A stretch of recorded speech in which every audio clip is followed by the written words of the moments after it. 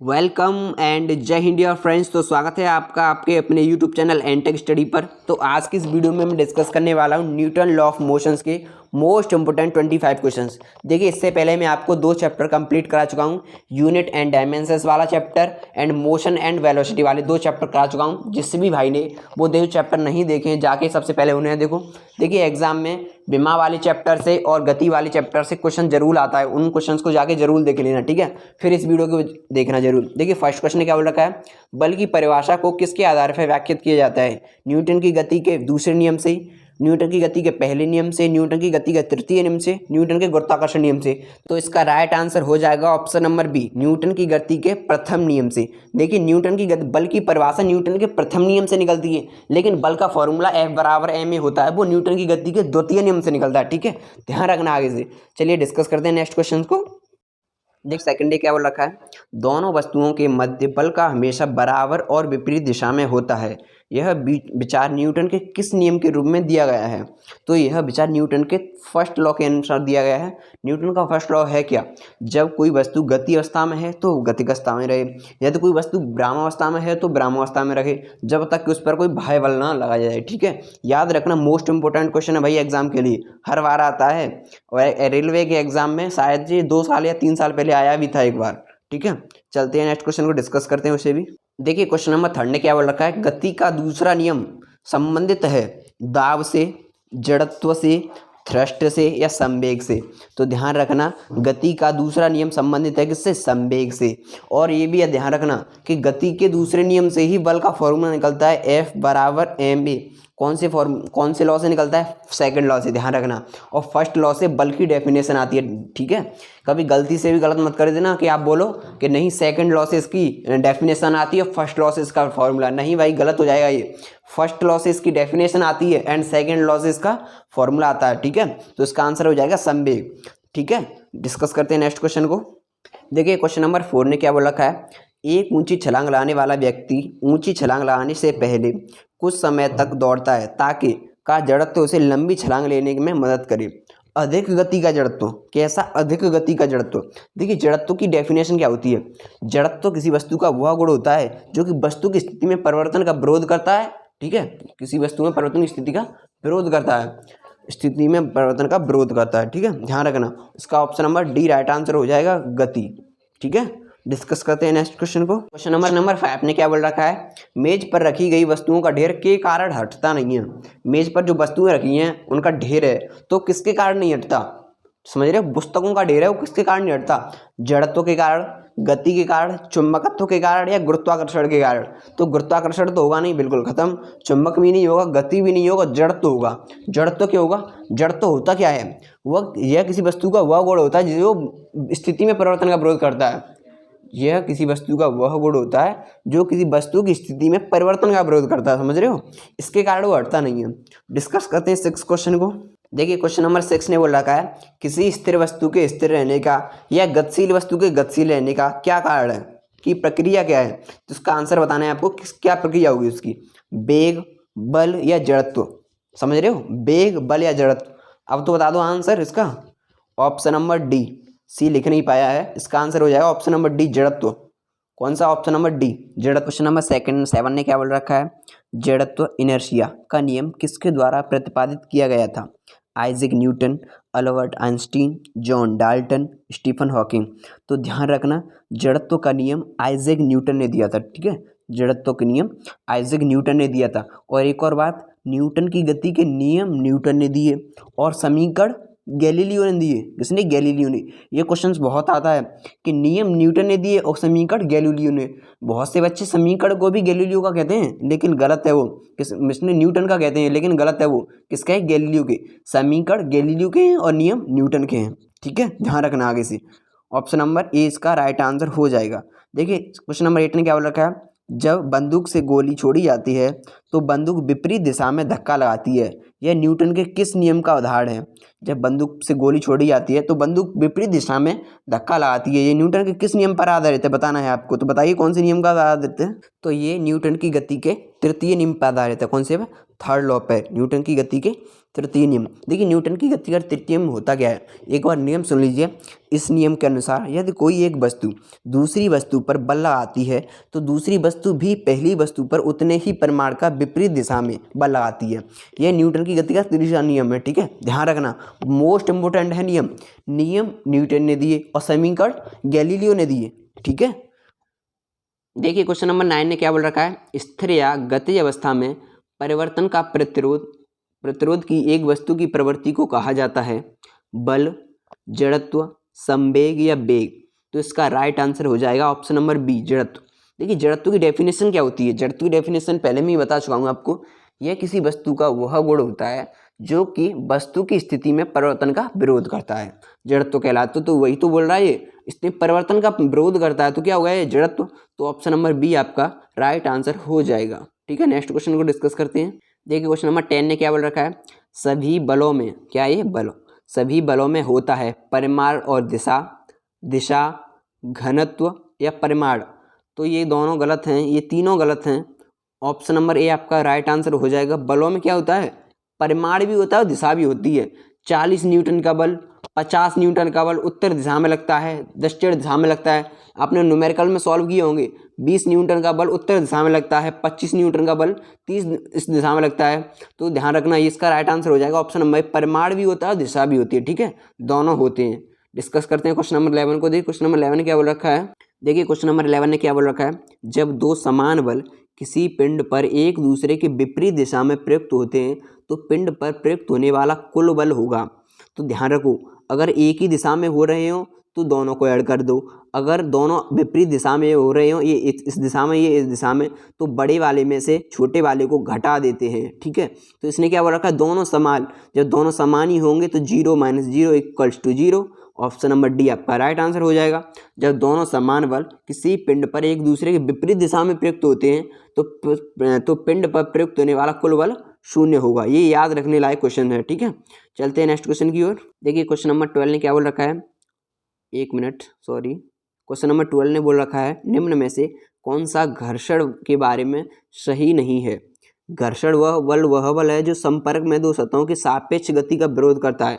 बिल्कुल सही बात है, संपर्क में दो सतहों की सापेक्ष गति का विरोध करता है, बिल्कुल सही बात है। वह घर्षण बल है जो किसी सतह पर चलने फिसलने का कार्य करता है, ठीक है भाई, सही बात है, बिल्कुल स्लाइडिंग घर्षण कहलाता है, सही बात है, बिल्कुल स्लाइडिंग घर्षण की डेफिनेशन में यही होती है, वह घर्षण बल जो किसी सतह पर चलने या फिसलने का कार्य करता है, ठीक है। तो ये क्वेश्चन नंबर सी ने ऑप्शन ने क्या बोला, मशीनों में घर्षण ऊर्जा का अपव्यय और टूट का कारण भी है, ये बिल्कुल सही है। ऑप्शन नंबर डी को देखते हैं, रोलिंग घर्षण स्लाइडिंग घर्षण की तुलना में अधिक होता है, मशीनों में बॉल बेयरिंग से घर्षण कम होता है। नहीं भाई, ये गलत है, ये बिल्कुल गलत है, रोलिंग घर्षण नहीं होता, स्लाइडिंग घर्षण अधिक होता है, ठीक है, स्लाइडिंग घर्षण अधिक होता है। तो ऑप्शन नंबर डी इसका राइट आंसर हो जाएगा। इसने क्या बोला था, सही नहीं है, तो कौन सा सही नहीं है, ऑप्शन नंबर डी इसका सही नहीं है, बाकी तीनों सही है, ए बी सी तीनों ही सही है, ठीक है। डिस्कस करते हैं नेक्स्ट क्वेश्चन को। देखिए क्वेश्चन नंबर 13 ने क्या बोल रखा है, यदि किसी गतिमान वस्तु पर कोई बल आरोपित नहीं है तो यह किसके कारण रुक जाएगी, आवेग के कारण, तनाव के कारण, घर्षण के कारण या गति के कारण। तो देखिए आवेग की डेफिनेशन होती है, आवेग होता क्या है, आवेग होता क्या है, आपने क्रिकेट खेली है, सभी ने खेल रखी होगी, आई होप, मुझे आशा है सभी ने क्रिकेट खेल रखी होगी। जब क्रिकेटर की जब बॉलर बॉल कराता है तो क्रिकेटर अपने बैट के संपर्क में बॉल को जितनी देर रखता है उस छोटे से टाइम पीरियड को हम इम्पल्स आवेग कहते हैं। इसका फॉर्मूला होता है F × ΔT। बहुत छोटे समय के लिए रखता है, बॉल को हिट कर देता है उसे, तो कितने समय के लिए रखता है, बहुत छोटे समय के लिए, तो इस छोटे समय को ही कहते हैं हम आवेग। तो इसका राइट आंसर हो जाएगा ऑप्शन नंबर सी, घर्षण के कारण रुक जाएगी, आवेग के कारण नहीं रुकेगी। तनाव तो एक बल है, तनाव बल के कारण भी नहीं रुकेगी, और गति तो चलने वाला है, तो गति के कारण, तो उसका राइट आंसर हो जाएगा option number C. I hope आपको क्लियर हो गया होगा। अगर क्लियर ना हुआ करे तो कमेंट बॉक्स में बता दिया करो, हम पर्सनली भी बता दिया करेंगे आपको, ठीक है, कोई दिक्कत नहीं है। देखिए क्वेश्चन नंबर 14 ने क्या बोल रखा है, दो सतहों के बीच सतह की अनियमितताओं के परिणाम स्वरूप होता है घर्षण, आवेग, तनाव, बल आघूर्ण। बल आघूर्ण का formula tau = PE sin theta, tau बराबर PE sin थीटा, ठीक है। आवेग इम्पल्स होता है F × ΔT, तनाव तो बल है F × ΔT। तो इसका राइट आंसर हो जाएगा ऑप्शन नंबर ए, घर्षण।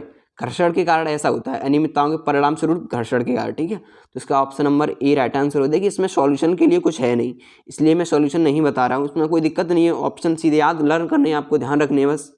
क्वेश्चन नंबर 15 को डिस्कस करते हैं। देखिए क्वेश्चन नंबर 15 ने क्या बोल रखा है, घर्षण बल कार्य करता है बल की दिशा के लंबवत, बल की दिशा के किसी कोण पर, बल की दिशा में या बल की दिशा के विपरीत। तो ध्यान रखना, जो फ्रैक्शन फोर्स होता है घर्षण बल हमेशा गति बल की दिशा के विपरीत कार्य करता है, बल की दिशा के विपरीत। ये लर्न करने लायक ऑप्शन है, क्वेश्चन है, ध्यान रखना। क्योंकि ये एयरफोर्स जो अभी रिसेंटली एग्जाम हुआ है उसके 13 डेट को फर्स्ट शिफ्ट में आया था, और ये बच्चों ने कमेंट भी किया था, ये शायद मेरे एक फ्रेंड है उनकी में आया था, उनका नाम मनीष है, तो उन्होंने बताया था कि ये क्वेश्चन आया था, तो एयरफोर्स में भी आया था ये क्वेश्चन। बहुत इंपॉर्टेंट क्वेश्चन है, घर्षण बल कार्य करता है बल की दिशा के विपरीत। ठीक है, ऑप्शन नंबर डी इसका राइट आंसर हो जाएगा। देखिए क्वेश्चन नंबर 16 ने क्या बोल रखा है, घर्षण द्वारा किया गया कार्य क्षय नहीं होता बल्कि वह ऊर्जा के रूप में परिवर्तित हो जाता है। तो आपको बताना है कि किस रूप में परिवर्तित हो जाता है, तापीय ऊर्जा में, नाभिकीय ऊर्जा में, रासायनिक ऊर्जा में या घर्षण ऊर्जा में। तो ये तो ऑप्शन बिल्कुल वैसे ही दे दिया, घर्षण तो घर्षण में चेंज नहीं हुआ, ऐसा नहीं है। रासायनिक, केमिकल, अरे भाई केमिकल कहाँ से आ गया इसमें, तो नाविक का भी कोई काम नहीं होता, लेकिन ये तापीय साम्य होता है। ठीक है, तापीय के लिए होता है। देखिए एक बार घर्षण की डेफिनेशन को सुन लीजिए, इसकी डेफिनेशन क्या होती है, यदि कोई वस्तु किसी सतह के संपर्क में रखकर सापेक्षिक गति करती है तो संपर्क सतह वस्तु की सापेक्षिक गति का विरोध करती है, इसी विरोधी बल को घर्षण बल कहते हैं। ठीक है, इसी विरोधी बल को घर्षण बल कहते हैं। ध्यान रखना, ये मोस्ट इंपोर्टेंट है भाई, डेफिनेशन भी बता देता हूँ क्योंकि ये इन क्वेश्चंस में है तो कुछ नहीं, आपके लिए बस थ्योरी है, और क्वेश्चंस का आंसर याद रखना है आपको, कौन सा आंसर सही होगा इसका। क्वेश्चन नंबर 17 ने क्या बोल रखा है, किसी रॉकेट का उड़ान भरना द्वारा समझा जा सकता है ऊर्जा संरक्षण के नियम से, संवेग संरक्षण के नियम से, गति के दूसरे नियम से, गति के पहले नियम से। Most important question, option number B right answer. संवेग संरक्षण के नियम से रॉकेट की उड़ान भरना द्वारा समझा जाता है। संवेग संरक्षण नियम कहाँ जहाँ भी आए रॉकेट वाला क्वेश्चन आएगा उसे लगा देना, आपका आंसर सही हो जाएगा। मोस्ट इंपोर्टेंट क्वेश्चन है भाई, मोस्ट इंपोर्टेंट, संवेग संरक्षण का नियम। ठीक है, क्वेश्चन नंबर 18, निम्न में से कौन से सिद्धांत के अनुसार कोई रॉकेट अंतरिक्ष में कार्य करता है, संवेग संरक्षण का सिद्धांत, द्रव्यमान संरक्षण का सिद्धांत, ऊर्जा संरक्षण का सिद्धांत या गति संरक्षण का सिद्धांत। ये क्वेश्चन रिपीट होगा, इसका राइट आंसर वही है, ऑप्शन नंबर ए संवेग संरक्षण का सिद्धांत। ऑप्शन नंबर ए आपका राइट आंसर है। रॉकेट वाला दिखे कहीं भी तो उसमें संवेग संरक्षण का आंसर लगा दूँ। ओके, ये क्वेश्चन याद रखने लायक क्वेश्चन है, मोस्ट इंपोर्टेंट क्वेश्चन है ये भी। एक बहुत पुरानी पेंडुलम घड़ी की कार्य पद्धति पूरी तरह से मैकेनिकल और इलेक्ट्रिकल थी, बैटरी चालित थी, इलेक्ट्रिकल थी या मैकेनिकल थी। तो इसका राइट आंसर हो जाएगा ऑप्शन नंबर डी, मैकेनिकल थी। कैसी थी, मैकेनिकल। ऑप्शन नंबर डी आपका राइट आंसर हो जाएगा। आई होप आपको क्लियर हो रहे होंगे क्वेश्चन। जो क्वेश्चन समझाने के होते हैं मैं उन्हें समझा देता हूँ, और जो क्वेश्चन टिक करने के होते हैं मैं डायरेक्ट टिक कर देता हूँ, फालतू टाइम वेस्ट नहीं करता। क्योंकि देखो अब भाई आप लाइव क्लासेस में जाओगे तो पूरे घंटे 60 मिनट में आपको ज़्यादा से ज़्यादा 20 क्वेश्चन कराएंगे, फालतू में लगे रहेंगे। लेकिन मैं आपको यहाँ पर 25 क्वेश्चन ज़्यादा से ज़्यादा 15 या 20 मिनट में करा देता हूँ। तो आपका टाइम यहाँ पर कम खर्च होता है, जहाँ पर आप अपना टाइम को बचाइए, सेव कीजिए अपने टाइम को। क्वेश्चन नंबर 20 ने क्या बोल रखा है, गति का प्रसिद्ध नियम दिया था, किसने दिया था, डाल्टन ने, न्यूटन ने, गैलीलियो ने या थॉमसन ने। नीचे लास्ट ऑप्शन नीचे है, थॉमसन ने। तो इसका राइट आंसर हो जाएगा आपका ऑप्शन नंबर बी, नियम न्यूटन, नियम न्यूटन समीकरण गैलीलियो, नियम न्यूटन समीकरण गैलीलियो। भाई मोस्ट इंपोर्टेंट क्वेश्चन है, एग्जाम में घुमा देता है इसी तरह से, नियम न्यूटन ने दिया और समीकरण गैलीलियो ने। ओके, क्वेश्चन नंबर 21 ने क्या बोल रखा है, एक निकाय के संवेग परिवर्तन की दर समानुपाती होती है लागू विस्थापन के, लागू बल के, लागू स्थिति ऊर्जा के या लागू दाब के। तो F = delta P over delta T होता है। क्या, delta P over delta T होता है। ये किसके होता है, यहीं से आपका न्यूटन की गति के जो फॉर्मूला होता है F = ma, वो यहीं से निकलता है। इसका राइट आंसर हो जाएगा ऑप्शन नंबर बी, लागू बल के। ठीक है, बल बराबर संवेग परिवर्तन की दर, ऑप्शन नंबर आपका बी राइट आंसर हो जाएगा। देखिए क्वेश्चन नंबर 22 ने क्या बोल रखा है, किसी वस्तु को गति में लाने के लिए धक्का देना या खींचना क्या कहलाता है, दाब, बल, घर्षण या जड़त्व। तो ये कहलाता है आपका बल। अब बल की डेफिनेशन क्या होती है, कोई मुझे बता सकता है? अगर जिसको भी पता हो कमेंट बॉक्स में कमेंट करो, फिर बाद में मेरी वीडियो को देखो। देखिए बल की डेफिनेशन क्या होती है, मैं सुना रहा हूँ, आपको सुन लीजिए। बल वह धक्का या खिंचाव है, बल वह धक्का या खिंचाव है जो किसी वस्तु की स्थिति में परिवर्तन का विरोध करता है या परिवर्तन करने की कोशिश करता है। बल वह धक्का या खिंचाव है जो किसी वस्तु की स्थिति में परिवर्तन करने की कोशिश करता है या परिवर्तन कर देता है। ठीक है, तो इसका राइट आंसर बी हो जाएगा। डिस्कस करते हैं क्वेश्चन नंबर 22 को। समीकरण F बराबर ma को न्यूटन के किस नियम से जाना जाता है? तो न्यूटन की गति के दूसरा नियम है, second law of Newton law. Newton की गति का दूसरा नियम है, उससे जाना जाता है, उसी से तो निकलता है ये फॉर्मूला F बराबर ma। न्यूटन की जो बल की परिभाषा होती है वो किससे निकलती है? न्यूटन की गति के प्रथम नियम से। समझ रहे हो, न्यूटन की गति के प्रथम नियम से। लेकिन इसका F बराबर ma जो फॉर्मूला होता है वो कहाँ से निकलता है? सेकंड लॉ से। ठीक है, ऑप्शन नंबर बी आपका राइट आंसर हो जाएगा। देखिए क्वेश्चन नंबर 24 ने क्या बोल रखा है, जब किसी प्रतिरक्षा बल को F को विपरीत दिशा में लगाया जाता है तो दिशाओं के बीच का कोण होगा। देखिए एक बल तो इस दिशा में काम कर रहा है, एक बल इस दिशा में काम कर रहा है, तो इसका एंगल कितना होगा? 180। कितना?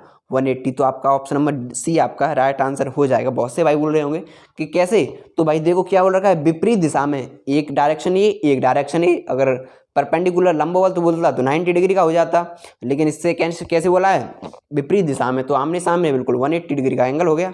ठीक है, तो ऑप्शन नंबर आपका सी राइट आंसर हो जाएगा। देखिए क्वेश्चन नंबर 25 ने क्या बोल रखा है, गति का तीसरा नियम और वेग के बीच संबंध प्रदान करता है। कौन प्रदान करता है? स्थिति, बल, संवेग या समय। तो इसका राइट आंसर हो जाएगा ऑप्शन नंबर ए। गति के तीसरा नियम और वेग के बीच संबंध कौन प्रदान करता है? स्थिति के कारण होता है वो। ठीक है, ना बल, ना संवेग, ना समय। ऑप्शन नंबर आपका ए आपका राइट आंसर हो जाएगा। आई होप आपको क्लियर हो गया होगा। कमेंट बॉक्स में कमेंट करके बताना, में कमेंट करना। एनटेक स्टडी यूट्यूब चैनल जरूर सब्सक्राइब कर लेना, बेल आइकन को प्रेस कर लेना, इसका वीडियो का नोटिफिकेशन सबसे पहले आपके पास पहुंचे।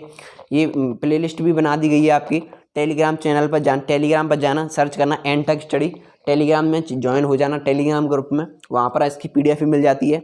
ये सर का फेसबुक लिंक है, हाँ यहाँ पर आप लोग सर को फॉलो भी कर सकते हो। ठीक है, तो नेक्स्ट वीडियो में मिलते हैं, तब तक के लिए टेक केयर, बाय गाइस।